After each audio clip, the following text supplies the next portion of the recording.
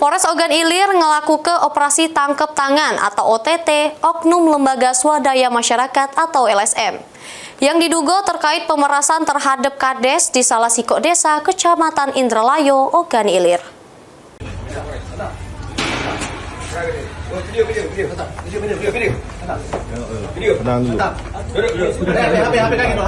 Inilah detik-detik pas polisi menangkap oknum LSM di salah siko rumah makan di kawasan Indralayo, Kabupaten Ogan Ilir.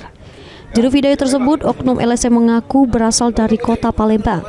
Penangkapan diduga terkait pemerasan terhadap kepala desa di salah siko desa di Kecamatan Indralayo, Kabupaten Ogan Ilir. Pas dikonfirmasi, Kapolres Ogan Ilir AKBP Bagus Suryo Wibowo membenarkan adanya penangkapan tersebut, namun belum bisa ngencu keterangan. Ahmad Romawi, PAL TV.